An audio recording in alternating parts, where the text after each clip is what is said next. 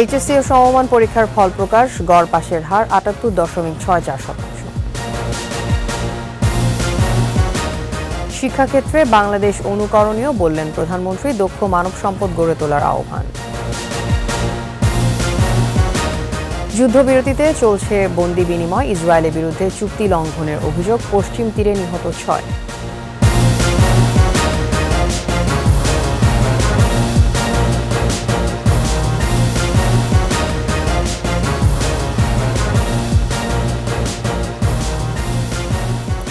শুনছিলেন first security ইসলামী bank limited সংবাদ শিরোনাম।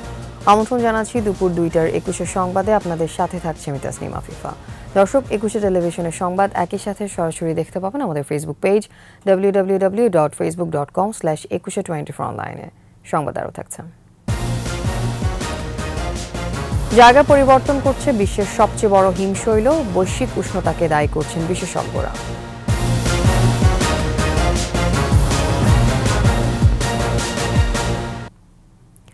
উচ্চ মাধ্যমিক ও সমমান পরীক্ষার ফল প্রকাশিত হয়েছে। ৯টি সাধারণ শিক্ষা বোর্ড, মাদ্রাসা ও কারিগরি বোর্ড মিলিয়ে ১১টি বোর্ডের গড় পাশের হার ৭৮.৬৪%। এবছরও ৮০.৫৭% পাশের হার নিয়ে এগিয়ে মেয়েরা। অন্যদিকে ছেলেদের পাশের হার ৭৬.৭৬%। জিপিএ ৫ পেয়েছে ৯২,৩৬৫ জন শিক্ষার্থী।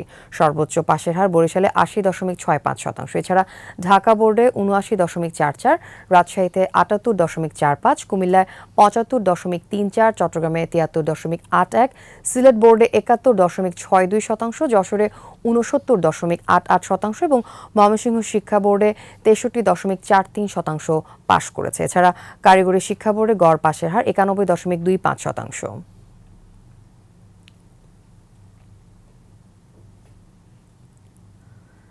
বিশ্ব সমাজের কাছে স্বীকৃত ও প্রশংসিত শিক্ষা ব্যবস্থার জন্য বিশ্বের বহু দেশ বাংলাদেশকে অনুকরণীয় বলে বিবেচনা করছে, জানালেন প্রধানমন্ত্রী শেখ হাসিনা।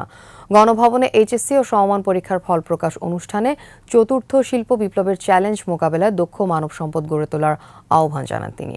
রিপোর্ট আকবর হোসেন সুমনের। ফল প্রকাশ হলো এইচএসসি ও সমমান পরীক্ষার। গণভবনে প্রধানমন্ত্রী শেখ হাসিনার হাতে ফলাফলের সার সংক্ষেপ তুলে দেন শিক্ষামন্ত্রী ডাক্তার দীপুমণি। সহিংস পরিস্থিতির মধ্যেও নির্ধারিত সময়ে পরীক্ষার ফল প্রকাশে সংশ্লিষ্টদের ধন্যবাদ জানান প্রধানমন্ত্রী। আবার সেই অগ্নিসন্ত্রাস আর অবরোধ এগুলি শুরু হয়েছে, তারপরেও সেগুলি অতিক্রম করেও যে ঠিক সুনির্দিষ্ট সময় ফলটা আপনারা প্রকাশ করতে পারলেন, সেজন্য সবাইকে আমার আন্তরিক ধন্যবাদ আমি জানাচ্ছি। আর আরেকটা কথা আমি বলবো যে যারা হয়তো ভালো রেজাল্ট করতে পারেনি বা উত্তীর্ণ হতে পারেনি, এখানে হতাশ হবার কিছু নেই। আর সেই সাথে সাথে আমি যারা গার্জিয়ান, বিশেষ করে অভিভাবক বা শিক্ষক, তাদেরকেও আমি বলবো যে যারা উত্তীর্ণ হতে পারেনি তাদেরকে সহানুভূতি দেখাতে হবে। বিশ্বের কাছে শিক্ষাক্ষেত্রে বাংলাদেশ অনুকরণীয় বলেও মন্তব্য করেন সরকার প্রধান। আজকে শিক্ষাক্ষেত্রে আমাদের যে অগ্রগতি, আর্থসামাজিক ক্ষেত্রে উন্নয়নের সাথে সাথে এই শিক্ষাক্ষেত্রে অগ্রগতির জন্য আজকে জাতীয় আন্তর্জাতিকভাবে আমরা যথেষ্ট প্রশংসা পাচ্ছি, স্বীকৃতি পাচ্ছি, এবং এটা আমাদের ধরে রেখে এগিয়ে যেতে হবে যেন বিশ্বের সাথে আমরা তাল মিলিয়ে চলতে পারি।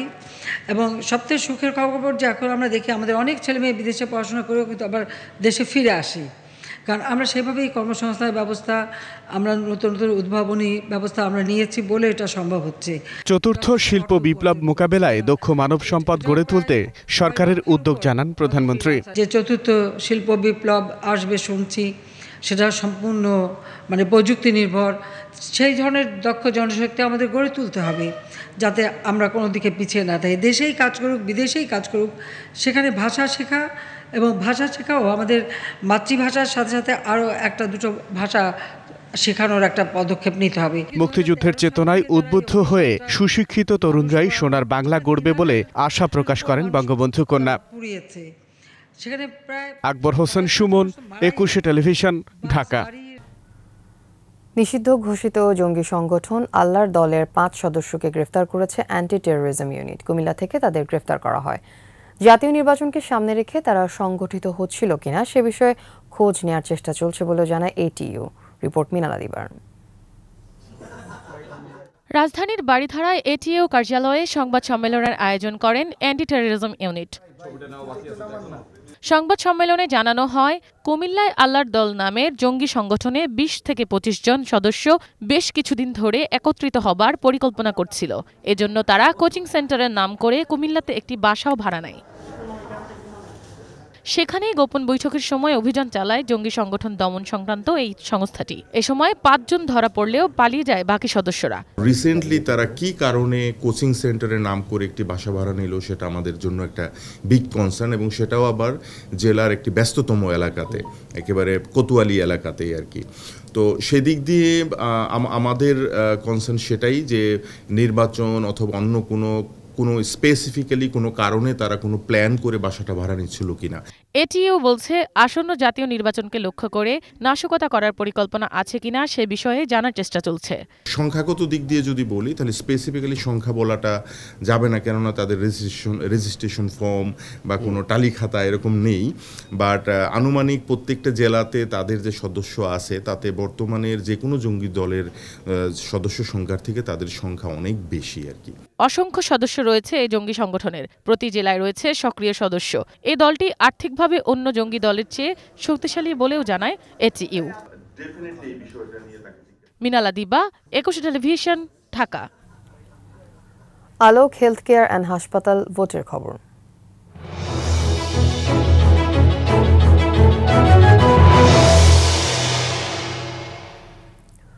উন্নয়নের ছোঁয়ায় গত ১.৫ দশকে বদলে গেছে দ্বীপ জেলা ভোলা। ভোটাররা বলছেন আসন্ন নির্বাচনে উন্নয়নই হবে জেলার ৪ সংসদীয় আসনে মূল ইস্যু। এরই মধ্যে নির্বাচনের জন্য প্রস্তুত আওয়ামী লীগ আন্দোলনের আড়ালে নির্বাচনের প্রস্তুতি নিচ্ছেন বিএনপি নেতাকর্মীরাও। প্রতিনিধি মেজবাসীপুর তথ্যচিত্রে বাকিটা জানাচ্ছেন আকবর হোসেন সুমন। মেঘনা পাড়ের জেলা ভোলা। গত ১৫ বছরে বদলেছে এর রূপ। এখানকার প্রাকৃতিক গ্যাস অবদান রাখছে জাতীয় অর্থনীতিতে। কৃষি প্রধান জেলাটি খাদ্যে স্বয়ংসম্পূর্ণ। দেশের মোট উৎপাদনের ৩০% ইলিশ আহরণ হয় এই জেলায়। একসময় ভোলার দক্ষ ছিল মেঘনার ভাঙন। ১.৫ দশকে ৩,৪৯০ কোটি টাকা খরচ করে ১০১ কিলোমিটার ব্লক মাঠ ও বেড়িবাঁধ নির্মাণ হয়েছে। ঘুচতে শুরু করেছে ভাঙনের কষ্ট। প্রত্যন্ত অঞ্চলে যোগাযোগ স্থাপিত হয়েছে। সামাজিক সুরক্ষার আওতায় পিছিয়ে পড়া ১,৪৩,০০০ মানুষ পাচ্ছে বিভিন্ন সহায়তা। জমিসহ ঘর পেয়েছে ৩,৭১৬ পরিবার। আরও একটি নির্বাচন যখন কড়া নাড়ছে, তখন ভোট চাওয়া আর পাওয়ার মূল বিষয় হয়ে দাঁড়িয়েছে উন্নয়ন। এখন মূল ভূখণ্ডের সাথে যুক্ত হতে চান ভোলাবাসী। গ্যাস আছে, তাই শিল্পের স্বপ্ন দেখছেন সাধারণ ভোটাররা। ভোলা টু বরিশাল একটা ব্রিজ, এই আশ্বস্ত আমাদেরকে যারা করবে, আমরা এই ধরনের ব্যক্তিদেরকে ভোট দেবো ইনশাল্লাহ। যে ভোলার গ্যাস দিয়ে ভোলারকে শিল্প ইন্ডাস্ট্রি তৈরি করা হবে, তাহলে ভোলার বেকারত্ব লাগাম হবে। এই প্রতিশ্রুতি যে আমাদেরকে দিবে, আমরা তার সাথে আছি। ভোলার সরকারি কলেজের সাবেক অধ্যক্ষের সাথে কথা হচ্ছিল আগামী নির্বাচন নিয়ে। জানালেন মানুষ ভোট দিতে আগ্রহী। নির্বাচনে উন্নয়নই মূল ইস্যু হবে বলে মনে করেন তিনি। আওয়ামী লীগের ধারাবাহিক সময়টা অনেকটাই সাফল্যের মুখ দেখাতে সক্ষম হয়েছে, তবে আমার মনে হয় যে যদি ধারাবাহিকতাটা আরো থাকে, সাফল্য আরো হবে। জেলার 4টি আসনই আওয়ামী লীগের দখলে। প্রচার চালাচ্ছেন বর্তমান এমপি ছাড়াও মনোনয়ন প্রত্যাশীরা। এরই মধ্যে নির্বাচনের জন্য প্রস্তুত জেলা আওয়ামী লীগ। আমাদের সবকটা আসনে সেন্টার মধ্যে হয়ে গেছে। ধারাবাহিক ক্রমে আমাদের রাজনৈতিক কর্মকাণ্ড পরিচালিত হচ্ছে এবং আমাদের কোনো ব্যত্যয় নেই। আমরা আশা করি 2024 সালে যে জাতীয় নির্বাচন হবে, সেই নির্বাচনও আমরা 4টি আসনে জয়লাভ করে আমাদের প্রতিনিধি পাঠাতে হবে। বিএনপি বর্তমান সরকারের অধীনে নির্বাচনে না যাওয়ার কথা বললেও তলে তলে ভোটের প্রস্তুতি নিয়ে রাখছে। আমরা নির্বাচনমুখী একটি দল, আমরা সুষ্ঠু নির্বাচনের জন্য, প্রতিনিধিত্বমূলক নির্বাচনের জন্য আমরা অপেক্ষা করছি। বিএনপির শরিক আন্দালিব রহমান পার্থের বিজেপিও নির্বাচনের প্রস্তুতি নিয়ে এগোচ্ছে। আমরা সাংগঠনিকভাবে অনেক শক্তিশালী, কারণ আমার একটা কথা যেটা হচ্ছে যে ভোলার 1 আসনে আসলে ব্যারিস্টার আন্দালিব রহমান পার্থের বিকল্প নাই। জেলার 4 আসনে ভোটার 15,20,390। এর মধ্যে পুরুষ 7,80,712 আর নারী ভোটারের সংখ্যা 7,39,678 জন। শান্তিপূর্ণ ভোট উৎসবে পছন্দের প্রার্থীকে নির্বাচিত করতে চান ভোটাররা। আকবর হোসেন সুমন, 21 টেলিভিশন।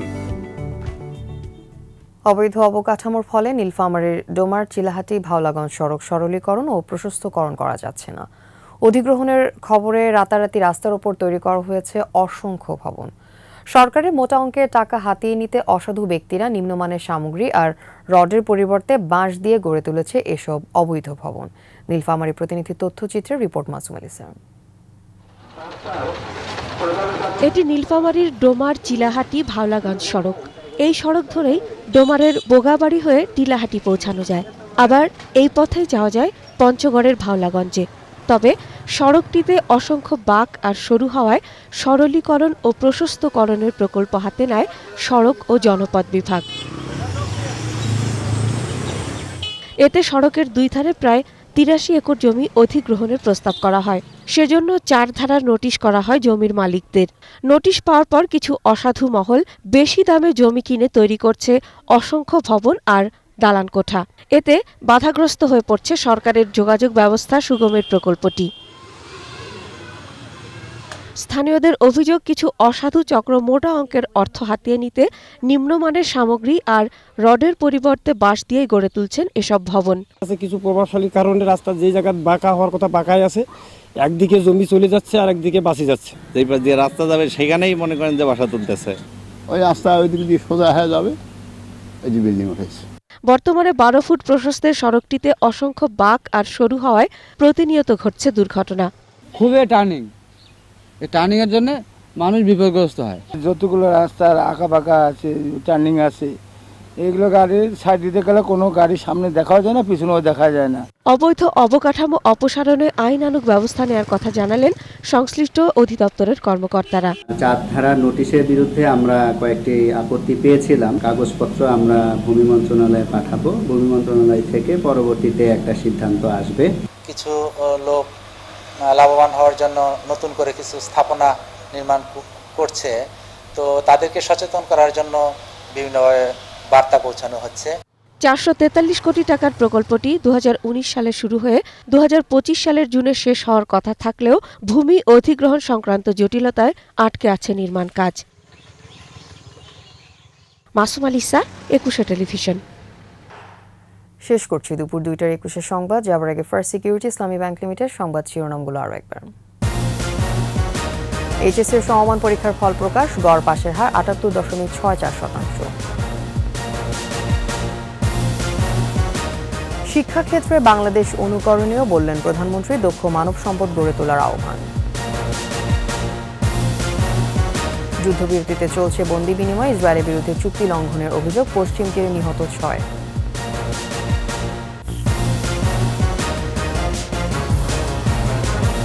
সর্বশেষ খবর জানতে ডায়াল করুন 2021 নম্বরে, আর ভিজিট করুন 21-tv.com এই ওয়েবসাইটে। এছাড়া ফেসবুকে লগ ইন করতে পারেন facebook.com/2124 অনলাইনে।